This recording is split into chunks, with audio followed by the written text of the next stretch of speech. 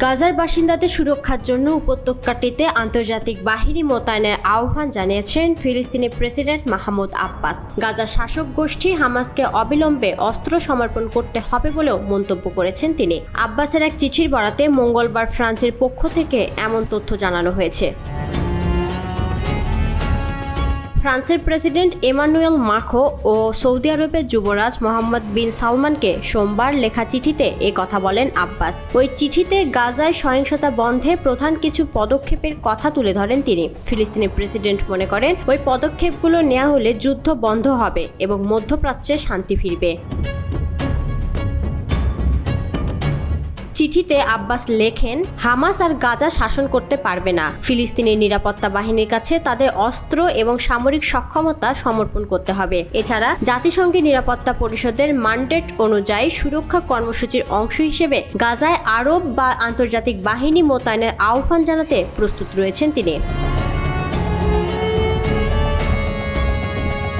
এই ঈদে জামা জুতো অ্যাক্সেসরিজের ডিসকাউন্ট। এদিকে চলতি মাসে জাতিসংঘের প্রধান কার্যালয়ে অনুষ্ঠিত হতে যাওয়া একটি সম্মেলনে নেতৃত্ব দেবেন মোহাম্মদ বিন সালমান। সেখানে ইসরায়েল ও ফিলিস্তিনিদের মধ্যে দ্বিরাষ্ট্রীয় সমাধানের বিষয়ে আলোচনা করা হবে। আব্বাসের চিঠির পর এক বিবৃতিতে দ্বিরাষ্ট্রীয় সমাধানের পক্ষে কথা বলেছে ফ্রান্সও। দেশটির প্রেসিডেন্ট মাখো বলেছেন তিনি ফিলিস্তিনি রাষ্ট্রের স্বীকৃতি দিতে দৃঢ় সংকল্প। তবে কিছু শর্তও দিয়েছেন মাখো। এর মধ্যে রয়েছে হামাসের নিরস্ত্রীকরণ। দ্বিরাষ্ট্রীয় সমাধানের পক্ষে বহু আগে থেকে সোচ্চার ফ্রান্স। এমনটি 2023 সালের 7 অক্টোবর ইসরায়েলে হামাসের হামলার পরও ফিলিস্তিন প্রতিষ্ঠার কথা বলছে দেশটি। ফিলিস্তিনের আনুষ্ঠানিক স্বীকৃতি হবে ফ্রান্সের নীতিতে বড় বদল। এতে দেশটির সঙ্গে ইসরায়েলের সম্পর্ক খারাপ হতে পারে। গত বছরের 7 অক্টোবর হামাসের ওই হামলায় ইসরায়েলে 1200 জনের বেশি নিহত হয়। দেশটি থেকে জিম্মি করে গাজায় নিয়ে যাওয়া হয় 251 জনকে। সেদিন থেকেই গাজায় নির্বিচার হামলা চালিয়ে যাচ্ছে ইসরায়েল। নৃশংস এই হামলায় এখন পর্যন্ত 54,000-এর বেশি ফিলিস্তিনি নিহত হয়েছেন।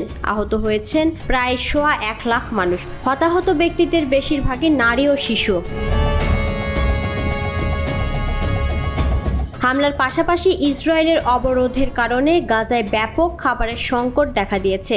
11 সপ্তাহ পুরোপুরি অবরোধের পর গত মাস থেকে সেখানে সীমিত পরিমাণে ত্রাণ প্রবেশ করতে দেওয়া হচ্ছে।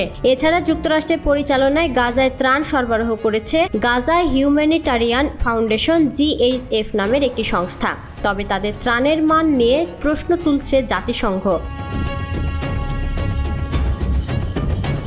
এরই মধ্যে গাজায় GHF এর ত্রাণ সংগ্রহ করতে গিয়ে ইসরায়েলি সেনাদের গুলিতে অন্তত 17 ফিলিস্তিনি নিহত হয়েছেন। আহত হয়েছেন আরও কয়েক ডজন। স্থানীয় চিকিৎসক কর্মীরা জানিয়েছেন হামলায় হতাহত ব্যক্তিদের আদ-ওয়া হাসপাতাল ও আল কুদুস হাসপাতালে নেওয়া হয়েছে। ফিলিস্তিনিদের ওপর ওই গুলি সতর্কতা হিসেবে চালানো হয়েছে বলে দাবি ইসরায়েলের।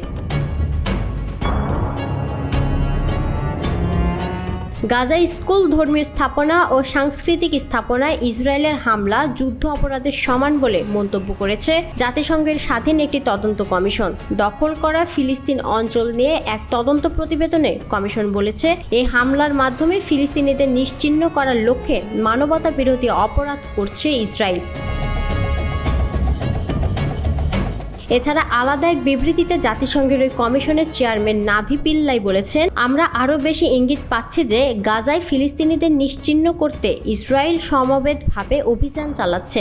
গাজার শিশুরা তাদের শৈশব হারিয়েছে। হামলা, অনিশ্চয়তা, অনাহার ও জীবনযাপনের মানবেতর পরিস্থিতির মধ্যে টিকে থাকার চিন্তা করার জন্য তাদের বাধ্য করা হচ্ছে। ইসরায়েলের দখল করা ফিলিস্তিনি অঞ্চলগুলোয় মানবাধিকার আইন লঙ্ঘনের ঘটনাগুলো তদন্ত করতে স্বাধীন ওই কমিশন গঠন করেছিল জাতিসংঘ।